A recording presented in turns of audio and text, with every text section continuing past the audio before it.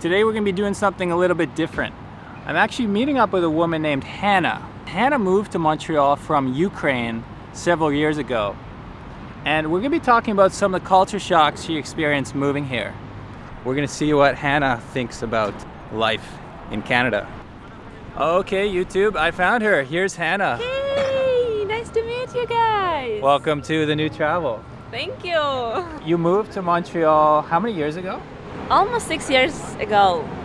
Imagine 6 years, oh my God. What was one of the first things that shocked you when you moved to Canada? I think the first and biggest shock was food. Because, you know, the first thing that you meet when you move to a different country.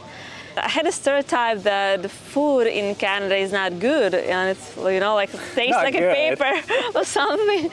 In reality, it's amazing food with a lot of variety, and we have a lot of nice farms here in Quebec, very fresh and tasty veggies and fruits. So I'm really happy with that, and especially because it's a country of immigrants. In only one city, you can explore different food from different culture. Here I tried a bunch of interesting tastes. Oh my God, I tried Caribbean food, which is amazing and very tasty. If you never tried it, try it. It's really nice. You don't get that in Ukraine? No, it's only like Italian food, some Chinese food and Ukrainian. And here there's all type of food. Any other thoughts about the food aspect? I just told you about what impressed me in a good way. Now I'll tell you what impressed me in the bad way. Uh-oh, here it comes. There was a rainy day in June, like a first week my stay here in Canada, and I thought, okay, I need a nice green tea with the lemon, you know, and I saw there's a cafe, it calls, I think it was Second Cup or something. And there I just jumped in this cafe and asked, could you please give me green tea with lemon? And they said, oh yeah, sure. And then they gave me this big paper cup with the water and bag there. Because in Europe, we mostly make in leaf tea in a nice cup, you know, leaf tea, maybe put some milk or lemon in. And imagine my shock, big cup, paper cup. And I asked her, where's the lemon? And she told me, oh, it's a flavor. So it's inside, somewhere inside. And I taste this paper cup and it was awful. I don't drink tea here in cafe, never. Okay, so what I'm hearing is Canada, food was a good surprise, tea was a bad surprise. Oh, very bad surprise. What's another shock you had moving here? People, you know, people are so nice here. I don't know, is it Quebec or just Canada in general, but people are so smiley, so generous, so polite. I really like it. You know, it's like you accidentally push the Canadian and he says sorry. I mean, I just really, if you're looking for a place where you like people and people nice, that's for sure it's Canada. There's a stereotype, and I know not all stereotypes are true, but I would say there's a stereotype. People from Eastern Europe, Russia, areas like that don't smile at all. Yeah, is it true? That's true. And when I moved, first few weeks, I was really suspicious. I was like, why people smile at me all the time? Do they want something from me? So yeah, it's stereotype, and yeah, it makes sense. People not very smiley in Eastern Europe. Well, you're saying a lot of nice things so far. There must be something. Was there a negative culture shock? That part, how are you part, you know? In Ukraine, for example, when people ask you how are you, it means that they really want to know how are you. It's not like, hey, what's up? I'm good, and then you just, you know, all busy. Still now, sometimes when people ask me how are you, I want to tell them really how I feel, and from my friends too. When I'm asking them what's going on, I really care. I really want to know what's happened. That's interesting to hear. On the one hand, Canadians are very friendly, but maybe there's not that depth to it. It's like you're friendly when you meet, but then... They have their borders, they have time limits. They have their borders. That's a good way to think about it. Borders, and I think time limits because we all have very busy lifestyle and they just don't have time, you know, to stay with you and talk about. What also really impressed me is how clean it's here. Even here, just look. There's nothing, there's no bottles, so there's no bottles. No paper, nothing. It's absolutely clean.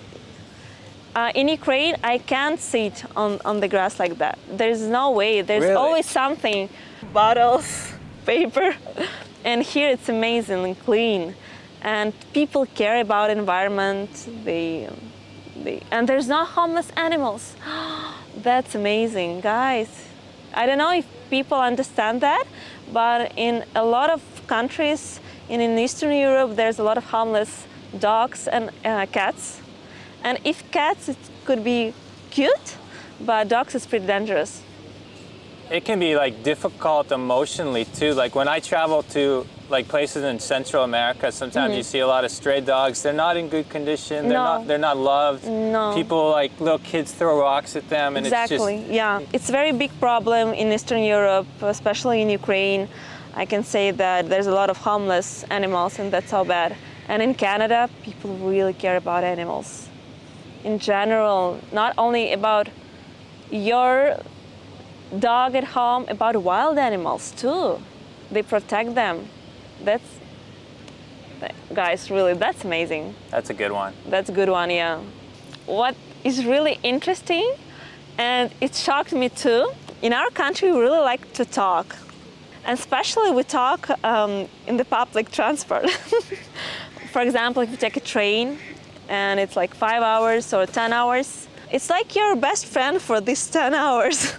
You talk about everything. With just strangers. Just strangers. Sometimes you don't know even the name of this person.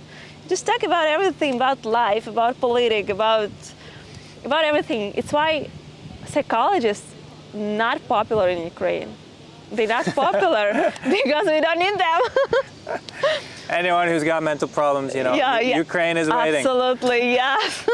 You can go somewhere and just enjoy this free conversation. Maybe not just Ukraine. Are you saying that's something about the people in all of Eastern Europe? Yes, all Eastern Europe. Yeah. All of Eastern Europe. You're like giving me a new perspective on Canada right now because, okay, like we're friendly Canadians, like people will smile a lot. But yeah, like there's something missing. Like we don't interact with strangers in the same way as some cultures. There's no deep connection between people. There's no deep connection between people. Yes, I think in other part of the world, people are more free to connect deeply. Do you have any shock about Montreal when you moved to Quebec? Because Quebec is kind of a little different. The culture does have something distinctly different. It's more than the language, it's more than just, I mean, it came from French immigrants a long time ago. They had a different background than the English, and it's grown into something different and unique. It is a big decision whether you want to move to Quebec or other provinces. You will have a different experience, so it's worth, I don't know, maybe watching some of my videos and seeing if that's a spot that you connect with. But I think if you want to feel comfortable in Quebec, it's better to make this effort and learn French. I don't tell you need to speak like Quebecois, but at least try this effort and try to learn some French because it helps you to feel this culture and it helps you just to feel better. Did you have French before you came here? Yeah. I learned English as well? No, I just learned French when I moved to Canada. Yeah. And when I moved already, I figured out that I need English too. So I started to learn English. Oh, so you only got your English in Canada? Yes. Oh, well. That's why it's not so perfect. Sorry, guys. You're doing great. No, you're doing great. Cool. Well, I'm sure we could go on and on about shocks, but I hope this has been interesting for some people. Hanna, do you want to tell people what you're doing for work here in Montreal? Yeah, I'm a model and content creator. I'm work in adult industry. So my name is Hanna Orio. So if you're interested, you can Google it. Something a lot of people don't know is Montreal is actually one of the bigger cities for adult industry content, right? Yes. If anyone wants to know more about that, well, they'll figure out. yeah. Has that been a shock? Like, sexually speaking, are Canadians different than people from Eastern Europe? We have a big stigma in Ukraine about that. I think all post-Soviet people are against it. Against that, yes. I think all post-Soviet countries have this problem.